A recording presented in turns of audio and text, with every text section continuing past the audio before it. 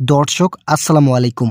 Gazette প্রকাশ, পুনরায় পূর্ণাঙ্গ তালিকা ও গ্রেড সংখ্যা সংশোধনের সিদ্ধান্ত গ্রহণ। জরুরি বৈঠকে তারেক রহমান যা বলল, বিস্তারিত আলোচনা করার শুরুতে ভিডিওটিতে একটি লাইক এবং চ্যানেলটি সাবস্ক্রাইব করুন। পে কমিশনের রিপোর্ট প্রত্যাখ্যান করে অবশেষে পূর্ণাঙ্গ তালিকা তৈরির লক্ষ্যে প্রধানমন্ত্রী তারেক রহমান পুনরায় পে কমিশনকে তাগিদ দিয়েছেন। পে কমিশনের চেয়ারম্যান জাকির আহমেদ খান বলেন, আমরা প্রধানমন্ত্রীর সিদ্ধান্ত মোতাবেক নবম জাতীয় বেতন স্কেল কার্যকরের চূড়ান্ত সিদ্ধান্ত নিচ্ছি। আমাদের সিদ্ধান্তগুলো সরকারি চাকরিজীবীদের দীর্ঘদিনের দাবির প্রতিফলন হয়ে উঠেছে। তারেক রহমান বলেন, অর্থমন্ত্রী ও প্রধানমন্ত্রী বৈঠকের মাধ্যমে পূর্ণাঙ্গ বেতন স্কেল বাস্তবায়নের জন্য আমাদেরকে নির্দেশ দিয়েছেন। আমরা এই বিষয়টি বাস্তবায়নের লক্ষ্যে অর্থনীতিবিদদের সঙ্গে বৈঠক করেছি। তারা সবাই আমাদেরকে ইতিবাচক ধারণা দিয়েছেন এবং কর্তৃপক্ষের নির্দেশ মোতাবেক পূর্ণাঙ্গ বেতন স্কেল বাস্তবায়নের জন্য দ্রুত রিপোর্ট উপস্থাপন করার সিদ্ধান্ত নিতে আহ্বান করেন।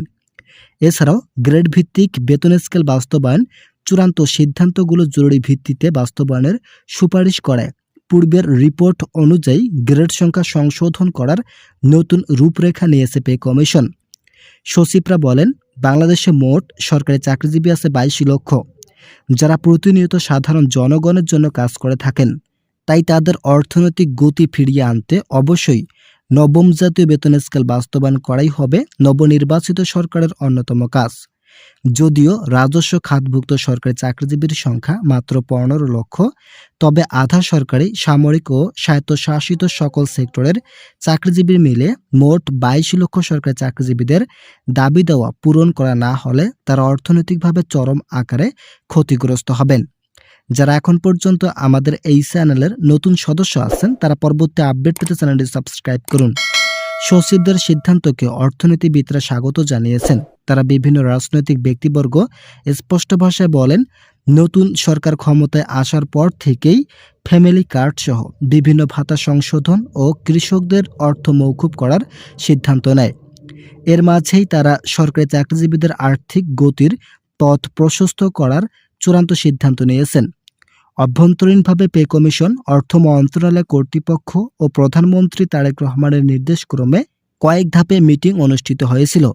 সেখানে গ্রেড সংখ্যা পূর্বের ন্যায় কমিয়ে আনার মাধ্যমে কর্মচারীদের দীর্ঘদিনের সকল সমস্যা এক নিমেষেই শেষ করার নতুন সিদ্ধান্ত নিয়েছেন সংশ্লিষ্ট কর্তৃপক্ষ। কর্তৃপক্ষের একজন ঊর্ধ্বতন কর্মকর্তা বলেন, বেতন বৃদ্ধিতে হেরফের করা কোনোভাবেই যৌক্তিক সিদ্ধান্ত হতে পারে না।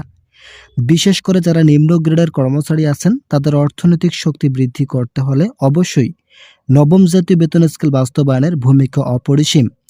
শিক্ষামন্ত্রী বেতন বৃদ্ধির বিষয়টি সম্পর্কে কয়েকটি ইতিবাচক ধারণা দেন। তিনি বলেন, শুধুমাত্র সরকারি চাকরিজীবীদের বেতন বৃদ্ধি করলেই নবম জাতীয় বেতন স্কেল বাস্তবায়নের পূর্ণতা আসবে না। অবশ্যই যারা এমপিওভুক্ত শিক্ষক আছেন, তাদের জন্য বেতন বৃদ্ধির বিষয়টি সমপরিমাণ আকারে গ্রহণযোগ্যতা বজায় রাখতে হবে। যতটুকু বাজেট নেওয়া সম্ভব ঠিক অতটুকু বাজেট নিয়ে অর্থ মন্ত্রণালয়ের নির্দেশক্রমে পে কমিশন কর্তৃক রিপোর্ট এই বিষয়টি যথাসময়ে যথাযথভাবে তুলে ধরে গেজেট প্রকাশ করতে হবে। যারা এখন পর্যন্ত আমাদের এই চ্যানেলটি সাবস্ক্রাইব করেননি, তারা অবশ্যই সাবস্ক্রাইব করুন।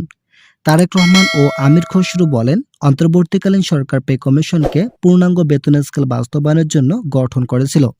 কিন্তু এখন যদি তারা শুধুমাত্র আংশিক বেতন স্কেল বাস্তবায়ন করার সিদ্ধান্ত নেয়, তাহলে পে কমিশন কর্তৃক যে আর্থিক ব্যয় হয়েছে তার জবাবদিহিতা যথাযথভাবে দিতে হবে, কেননা এটা সাধারণ জনগণের অর্থ। তাই অবশ্যই পে কমিশনকে পূর্ণাঙ্গ বেতন স্কেল বাস্তবায়ন করার মাধ্যমেই নবম জাতীয় বেতন স্কেল সংশোধনের পদক্ষেপ নিতে আহ্বান করা হয়। এরই মধ্যে পে কমিশন বলেন, অন্তর্বর্তীকালীন সরকার আমাদেরকে আংশিক বেতন স্কেল বাস্তবায়নের জন্য তাগিদ দিয়েছিল, যার ফলে আমরা সমন্বয়ের মাধ্যমে পূর্ণাঙ্গ বেতন স্কেল স্থগিত রেখে অন্তর্বর্তীকালীন সময়ের মধ্যে আংশিক বেতন স্কেল বাস্তবায়নের প্রতিবেদন তৈরি করেছিলাম। কিন্তু তারপরও অন্তর্বর্তীকালীন সরকার সরকারি চাকরিজীবীদেরকে ধোঁকা দিয়ে গেজেট কার্যকর করেনি। তবে শেষ পর্যন্ত নির্বাচিত সরকার পুনরায় গ্রেড সংখ্যা ও পূর্ণাঙ্গ বেতন স্কেল বাস্তবায়ন বিবেচনায় নিয়ে নতুন সিদ্ধান্ত গ্রহণ করেছেন। এই সিদ্ধান্তে থাকছে পূর্বের সকল ধরনের ভাতা নতুন আকারে সংযোজন করতে হবে।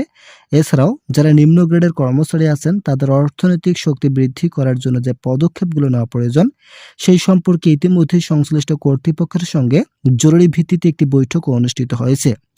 এই বৈঠকে সর্বশেষ সিদ্ধান্ত মোতাবেক নবম জাতীয় বেতন স্কেল বাস্তবায়নে পূর্ণাঙ্গ আকারে কার্যকর সুপারিশ করেন তারেক রহমান।